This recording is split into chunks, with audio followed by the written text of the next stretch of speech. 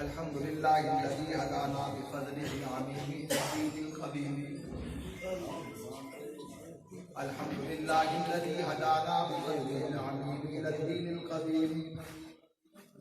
ارسل رسلا ذوي التكريم وختمهم بالنبي الكريم. وصل وسلم على آله واصحابه ذوي المجد والتعظيم. اما بعد فاعوذ بالله من الشیطان الرجیم. بسم اللہ الرحمن الرحیم. لقد جاءكم رسول من انفسكم عزيز عليه ما عنتم حريص عليكم بالمؤمنين رؤوف رحيم. وقال النبي صلى الله عليه وسلم انا حظكم من الانبياء وانتم حظي من الامم. صدق الله ورسوله النبي الصادق الوعد الامين. ونحن على ذلك لمن الشاهدين والشاكرين والحمد لله رب العالمين. يا رب صل وسلم دائما ابدا على حبيبك خير الخلق كلهم. میرا آقا ہے وہ، میرا آقا ہے وہ زندگی پیغام تھا جس کا. میرا آقا ہے وہ زندگی پیغام تھا جس کا. محمد نام تھا جس کا، محبت کام تھا جس کا. میرا آقا ہے وہ زندگی پیغام تھا جس کا. محمد نام تھا جس کا، محبت کام تھا جس کا. وہ رفتہ رفتہ جس نے قوموں کو منزل عطا کر دی. وہ رفتہ رفتہ جس نے قوموں کو منزل عطا کر دی. کلی آغاز تھا جس کا، چمن انجام تھا جس کا. میرے محترم واجب احترام بزرگوں، عزیز دوستوں، ننھے منھے بچوں، مختصر سی بات کرنی ہے. دعا کریں کہ مختصر سے وقت میں اللہ رب العزت مجھے ایسی بات کرنے کی توفیق نصیب فرمائے جو میری اور آپ کی دنیا آخرت کی بلائیوں کا سبب بنے. آپ لوگ اس مقصد کے تحت اکٹھے ہوئے ہیں حضور رحمت دو عالم صلی اللہ علیہ وسلم کی عظمت، مقام، مرتبہ اور آپ کی بعثت کے مقاصد کو سمجھنے کے لیے آپ اکٹھے ہیں. اس زمانے میں اور پرانے زمانے میں جو جلسے ہوتے تھے ان کا اور آج کا مزاج انتہائی مشکل ہے، مختلف ہے. پہلے زمانے میں سپیکر ہوتے تھے. سپیکر والا بندہ اندر بیٹھا ہوتا، وہ باتیں کرتا تو وہ اندر والوں کو بات سمجھ آتی اور باہر والوں کو سپیکر کی بات سمجھ آتی. آج کل سپیکر ایسے ہیں کہ بس جو بندہ سپیکر کے اندر ہو کر بات نہ کرے، نہ وہ نہ باہر والوں کو سمجھ آتی ہے نہ اندر والوں کو سمجھ آتی ہے. تو بہرحال آپ اور میں جس نبی حضرت محمد مصطفیٰ صلی اللہ علیہ وسلم کے امتی ہیں، ان میں اور باقی تمام انبیاء علیہ السلام میں بہت سارے فرق ہیں. ایک فرق نہیں. باقی نبیوں کو ماننے کا طریقہ اور ہوتا تھا، نظریہ اور ہوتا تھا. رسول اللہ صلی اللہ علیہ وسلم کو ماننے کا طریقہ اور نظریہ اور ہے. پہلے نبی جتنے بھی تھے ان کا امتی ان کا کلمہ بھی پڑھتا اور ساتھ رسول اللہ صلی اللہ علیہ وسلم کی نبوت اور رسالت کی گواہی دے کے آپ کا انتظار بھی کرتا.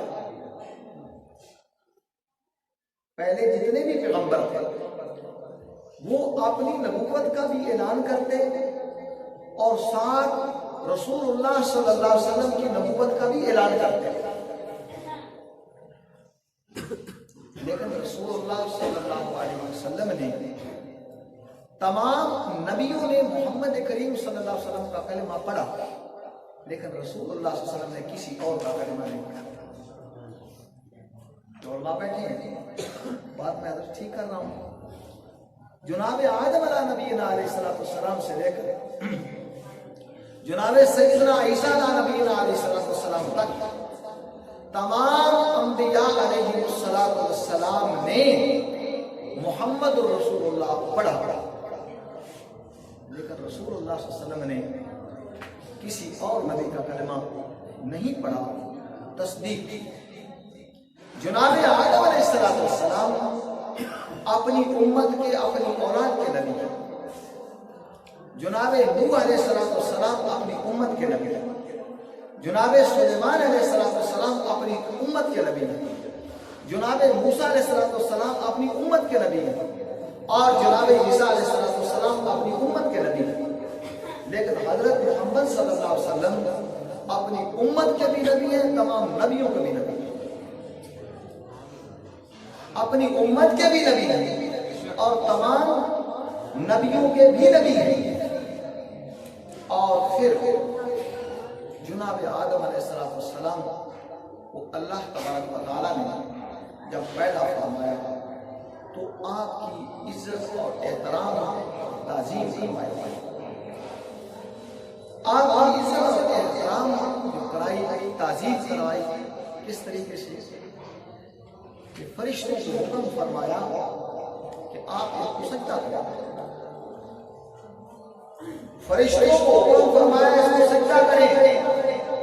جنوں کو جتنی مخلوق تھی، جنوں اور فرشتوں کو اللہ نے حکم فرمایا کہ سجدہ کرو۔ جناب قرآن کریم میں واضح طور پر حکم ہے کہ فرشتوں کو حکم دیا، لیکن جو منکر ہوگا وہ کون تھا؟ وہ جن تھا۔ شیطان کون تھا؟ جن تھا۔ اب اگر حکم صرف اور صرف فرشتوں کو ہوتا تو جن بے شک انکار کرتے رہتے۔ سزا ان کو دی گئی، کرے کوئی بھرے کوئی، یہ تو مناسب نہیں ہے نا۔ تو اس حکم میں واضح طور پر، جس کو کہتے ہیں تفصیلی طور پر فرشتوں کو حکم تھا، اجمالی طور پر سب کو حکم تھا کہ ایک جو مخلوق نہیں کر رہی جنوں میں سے، تو اس کو سزا دی جائے۔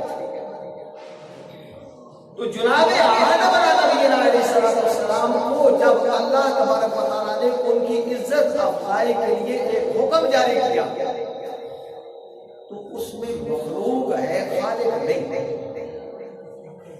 اس میں مخلوق ہے، خالق نہیں، محکوم ہے، حاکم نہیں، مامور ہے، امر کرنے والی ذات نہیں۔ لیکن جب محمد کریم صلی اللہ علیہ وسلم کی عزت کا مسئلہ آیا تو اللہ نے فرمایا ان اللہ و ملائکتہ یصلون علی النبی ان اللہ و ملائکتہ یصلون علی النبی یا ایھا الذین آمنوا صلوا علیہ وسلموا تسلیما۔ اللہ تبارک و تعالی نے وہاں ڈائریکٹ حکم دیا کہ اسجدوا لآدم کو سجدہ کرو۔ پہلے آسانی یا ترغیب نہیں دی کہ اس کام کا تمہیں حکم دیا جا رہا ہے، اس کو کوئی اور بھی کرتا ہے، تمہارے لیے صرف حکم نہیں ہے۔ لیکن یہاں جب محمد کریم صلی اللہ علیہ وسلم کی عزت اور تعظیم کا معاملہ آیا تو اللہ تبارک و تعالیٰ نے فرمایا میں حکم کوئی نیا نہیں کر رہا، کوئی اجنبی ہو، مشکل ہو، جس پر پہلے عمل درآمد نہ ہو چکا ہو، جس پر پہلے عمل نہ ہو چکا ہو، تمہارے لیے آسانی بنا دی ہے۔ ان اللہ و ملائکتہ، بے شک اللہ اور اس کے فرشتے یصلون علی النبی، نبی اپنے پر درود بھیجتے ہیں۔ یا ایھا الذین آمنوا صلوا علیہ وسلم تسلیما۔ اب تیسرے طبقے کو حکم دیا جا رہا ہے کہ دو اللہ بھی کرتا ہے، فرشتے بھی کرتے ہیں، تمہارے لیے کوئی مشکل نہیں، یہ کام کرو۔ وہاں اللہ تبارک و تعالیٰ نے وہ کام نہیں کیا۔ آدم علیہ السلام کو اللہ نے سجدہ نہیں کیا اور فرشتوں کو حکم دیا۔ یہاں اللہ نے پہلے اپنا نام لیا، پھر اپنی پاکیزہ مخلوق جو ملائکہ کا نام لیا، اس کے بعد تمہیں اور مجھے اور مومنین کو حکم فرمایا کہ تم بھی یہ کام کرو۔ اور وہاں شاید میں تھوڑا بہت ان پڑھ بھی ہوں، وہاں شاید ایک حالتا سیگا ہے، ماضی وہاں مضارع نہیں ہے، مستقبل نہیں ہے۔ یہاں اللہ نے حکم جو دیا ہے یصلون علی النبی، یہاں مضارع ہے، یعنی اس حال میں بھی آگے عبدالآباد تک بھی یہ حکم چلتا رہے گا، منسوخ نہیں ہوگا۔ کیونکہ آپ جانتے ہیں، بہت سارے لوگ نہیں جانتے کہ جناب آدم علیہ السلام کی تعظیم کا جو حکم دیا گیا، اس حکم کو صرف منسوخ نہیں بلکہ حرام قرار دے دیا گیا۔ جناب آدم علیہ السلام کی تعظیم کا جو مخلوق کو حکم دیا گیا اللہ تبارک و تعالیٰ کی طرف سے، اس حکم کو صرف معطل اور منسوخ نہیں کیا بلکہ اس کو حرام قرار دے دیا ہے کہ اب جو میری مخلوق میں سے کسی چیز کو تعظیمی سجدہ کرے گا وہ میرے دربار میں مجرم کی حیثیت سے پیش ہوگا۔